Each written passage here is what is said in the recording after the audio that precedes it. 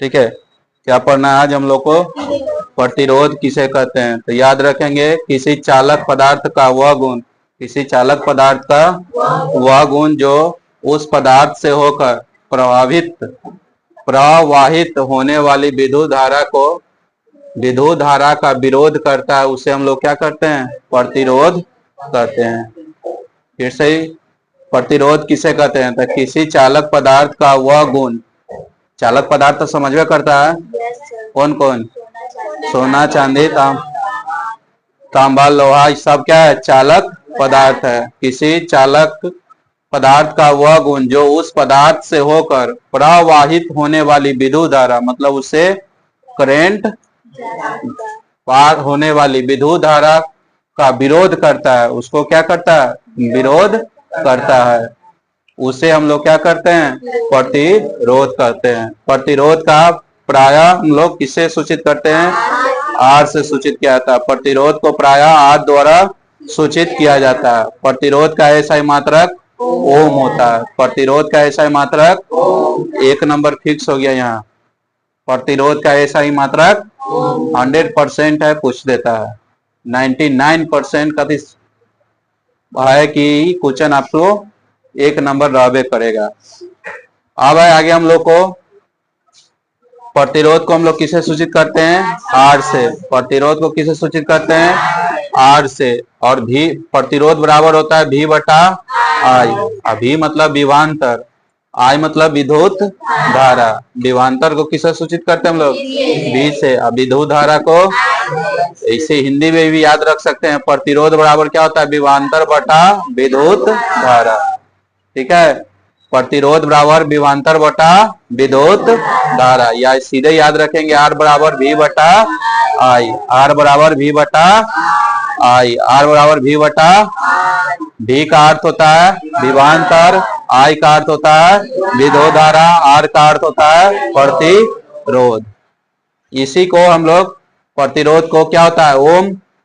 प्रतिरोध का ऐसा है मात्रक ओम, तो 1 ओम समझ लेंगे। और विभवांतर का ऐसा ही मात्रक क्या होता है? वोल्ट। विभवांतर का ऐसा ही मात्रक वोल्ट होता है। और विद्युत धारा का ऐसा ही मात्रक एम्पियर। तो याद रखेंगे 1 ओम, 1 ओम बराबर 1 वोल्ट बटा 1 एम्पियर। ठीक है, 1 ओम बराबर 1 वोल्ट बटा 1 एम्पियर। तो ओम को हम लोग, ओम का चिन्ह कैसा होता है? ऐसा, और वोल्ट का V, एम्पियर का A। ऐसे भी हम लोग याद रखेंगे। तो इसका ये भी याद है तो समझ लेंगे, ये प्रतिरोध बराबर, इसे भी याद रखेंगे, वोल्ट विभवांतर होता है, एम्पियर विद्युत धारा होता है। ठीक है, अब आगे हम लोग पढ़ते हैं 1 ओम से आप क्या समझते हैं। ठीक है, तो यदि किसी चालक के दोनों सिरों का विभवांतर, कोई चालक पदार्थ है और उसके दोनों सिरों, मान लीजिए ये हमारा क्या एक चालक पदार्थ है, ऐसे तो है नहीं, ठीक है, लेकिन समझना है, मानना है। एगो एक सिरा 2 की ना, एगो इधर, एगो 2 सिरा होगा। तो कथी कर रहा है? यदि किसी चालक के दोनों सिरों का विभवांतर 1 वोल्ट करके, इस दोनों सिरा का विभवांतर को क्या करना हमको? 1 वोल्ट करना है। 1 वोल्ट करके 1 एम्पियर का धारा प्रवाहित कराई जाए, मतलब 1 वोल्ट करने के बाद 1 वोल्ट को धारा इस पर भेजना है हमको। ठीक है, प्रवाहित कराई जाए तो उस चालक का प्रतिरोध 1 ओम कहलाता है। इसका जो, तब इसका चालक का प्रतिरोध क्या हो जाएगा? 1 ओम हो जाएगा। अब है चालक तार का प्रतिरोध किन किन बातों पर निर्भर करता है? चालक तार का प्रतिरोध किन किन बातों पर?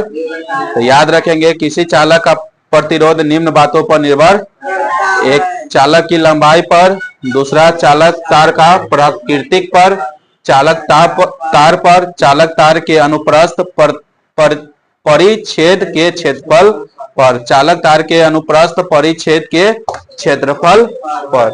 अब हम लोग जानते हैं चालक के लंबाई पर, किसके बारे में? चालक के लंबाई पर। तो किसी चालक का प्रतिरोध उसके लंबाई का सीधा समानुपाती होता है। क्या बोले? चालक के लंबाई के बारे में, किसी चालक का प्रतिरोध, किसी चालक का प्रतिरोध उसके लंबाई का क्या होता है? सीधा समानुपाती होता है। तो ये प्रतिरोध हो गया, ये क्या हो गया? लंबाई हो गया। ये बीच का जो सिंबल देख रहे हैं क्या हो गया, समानुपाती। ये जो सिंबल देख रहे हैं क्या हो गया, समानुपाती। मगर प्रतिरोध बढ़ेगा तो लंबाइयों बढ़ेगा, प्रतिरोध घटेगा तो लंबाइयों घटेगा, इसमें ऐसा होता है। ठीक है, प्रतिरोध को बढ़ाएंगे तो लंबाई भी अपने आप बढ़ेगा, अगर प्रतिरोध को घटाएंगे तो लंबाई भी क्या होगा, अपने आप घटेगा। किसमें, समानुपाती में। किसमें, समानुपाती में। वही बात यहाँ लिखा हुआ है, चालक तार का लंबाई बढ़ाने पर, लंबाई बढ़ाने से प्रतिरोध बढ़ता है। अगर ये बढ़ाएंगे तो यो बढ़ेगा, लंबाई बढ़ेगा तो प्रतिरोध भी बढ़ेगा, अगर लंबाई घटेगा तो प्रतिरोध भी घटेगा। अगर प्रतिरोध बढ़ाएंगे तो लंबाई खुद ही बढ़ेगा। ठीक है, और प्रतिरोध को घटाएंगे तो लंबाई भी खुद घटेगा। यहाँ क्या लिखे हैं, चालक तार का लंबाई बढ़ाने पर प्रतिरोध बढ़ता है और चालक तार की लंबाई घटाने पर प्रतिरोध घटता है। यह किस पे, समानुपाती में होता है। ठीक है, समानुपाती में होता है।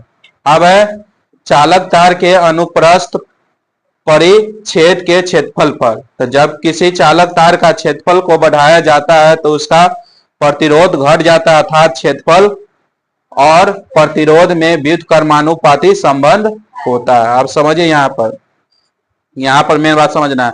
जब किसी चालक तार का क्षेत्रफल को बढ़ाया जाता है, क्षेत्रफल मतलब एरिया, ए मतलब क्या हो गया, एरिया। तो क्षेत्रफल को जब बढ़ाते हैं, एरिया को हम लोग जब बढ़ाएंगे तो प्रतिरोध क्या हो जाता है, घट जाता है। ये क्षेत्रफल बढ़ेगा तो प्रतिरोध घट जाएगा, क्षेत्रफल बढ़ेगा तो प्रतिरोध, अगर प्रतिरोध बढ़ेगा तो क्षेत्रफल घट जाएगा। ठीक है, ये किस पे, व्युत्क्रमानुपाती में। लेकिन समानुपाती में क्या होता था, प्रतिरोधों बढ़ता था तो लंबाइयों बढ़ता था, लंबाइयों घटता था तो प्रतिरोधों घटता था। लेकिन इसमें नहीं है, इसमें अगर प्रतिरोध बढ़ेगा तो एरिया घटेगा, अगर एरिया बढ़ेगा तो प्रतिरोध घटेगा। समझ गया, यह कौन सा संबंध में, व्युत्क्रमानुपाती में। ठीक है, व्युत्क्रमानुपाती में याद रखेंगे। व्युत्क्रमानुपाती में क्या होता है, एक बढ़ता है तो दूसरा घटता है, एक बढ़ता है तो दूसरा घटता है, एक बढ़ता है तो दूसरा घटता है।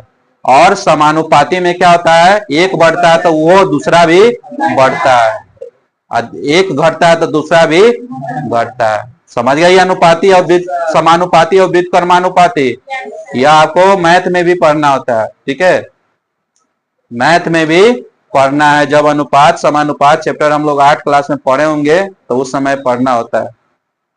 ठीक है, चलिए, और इतना ही है, इतना आप लोग याद करके घर से लाइएगा। कोई दिक्कत इसमें, किसी को कोई पूछना है, समझ गए।